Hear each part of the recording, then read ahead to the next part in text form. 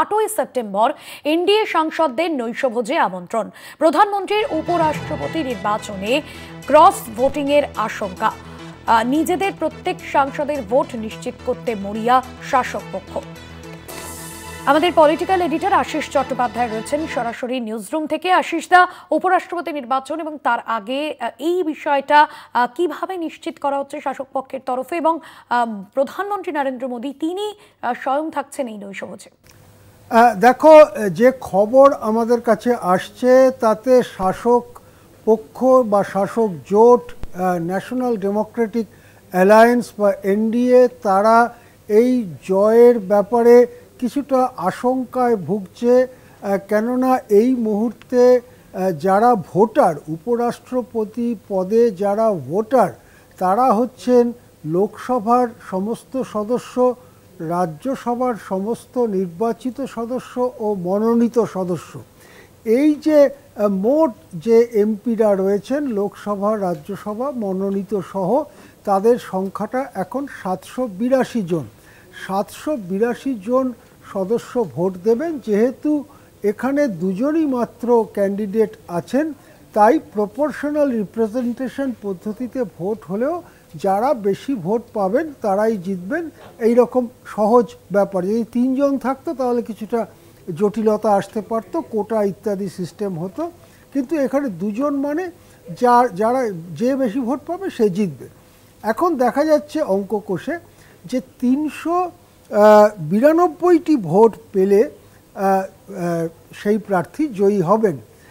এনডিএর কাছে এখনও লোকসভা এবং রাজ্যসভা প্লাস সব মনোনীত যে 12 জন রাজ্যসভার সাংসদ আছেন সবাইকে ধরে এনডিএর সংখ্যাটা হচ্ছে 425।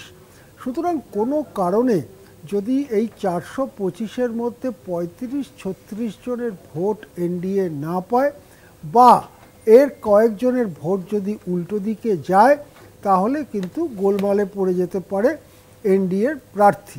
সেই জন্যে 425 জনের ভোট একেবারে নিশ্চিত করবার জন্য আসরে নেমেছেন খোদ প্রধানমন্ত্রী।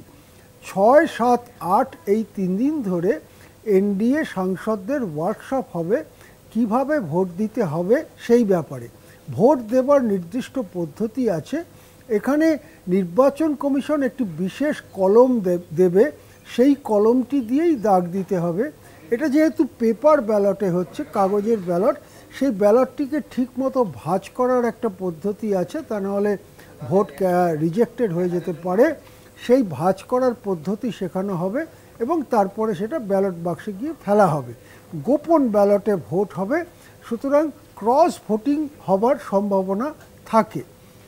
এনডিএ অবশ্য 425-এর ওপরে আরও ভোট বাড়াবার চেষ্টা করছে। যেমন ওয়াইএসআর কংগ্রেস, অন্ধ্রপ্রদেশের অন্যতম দল, তাদের 11 জন সাংসদ আছে, তাদের ভোটটা পাওয়ার চেষ্টা করছে। বিজু জনতা দলের ভোট পাওয়ার চেষ্টা করছে।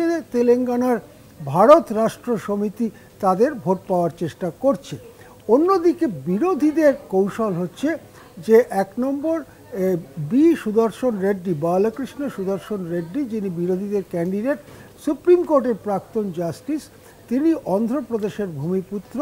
সুতরাং অন্ধ্রপ্রদেশ থেকে এবং তেলেঙ্গানা থেকে বাড়তি ভোট পাওয়ার আশা তিনি করছেন। তাছাড়াও তিনি যে বলেছেন তিনি একটি বিশেষ আইডিওলজি, একটি আদর্শগত অবস্থান নিয়ে ভোটে লড়ছেন, সেই আদর্শগত অবস্থানের দিক থেকে তিনি একটু বাড়তি ভোট পেতে পারেন। সেই জন্যে বিরোধী ব্লক থেকে ব্যাপক চেষ্টা চালানো হচ্ছে যে তার ভোট যাতে বাড়ানো যায়। এই পরিস্থিতিতে ভোট বেশ জমে উঠেছে। সাধারণ অঙ্কের হিসেবে 55% এমপির সমর্থন এনডিএ পেতে পারে, মোটামুটি 45% এমপির সমর্থন বিরোধী পেতে পারে। যদি 55-56% ভোট পেয়ে এনডিএ প্রার্থী বা শাসক পক্ষের প্রার্থী জিতেও যায়, সেটা কিন্তু ধনখড়ের রেকর্ডের কাছাকাছি যাবে না। ধনখড় এক বিপুল সংখ্যাগরিষ্ঠতায় জিতেছিলেন। যতজন এমপি ভোট দিয়েছিলেন তার 74.4% ভোট পেয়েছিলেন ধনখড়। সুতরাং এই রকম একটা পরিস্থিতিতে তীব্র কন্টেস্টের আশা করা হচ্ছে উপরাষ্ট্রপতি নির্বাচনে। অনেক ধন্যবাদ জানাবো আপনাকে। সরাসরি ছিলেন আমাদের পলিটিক্যাল এডিটর আশিস চট্টোপাধ্যায়।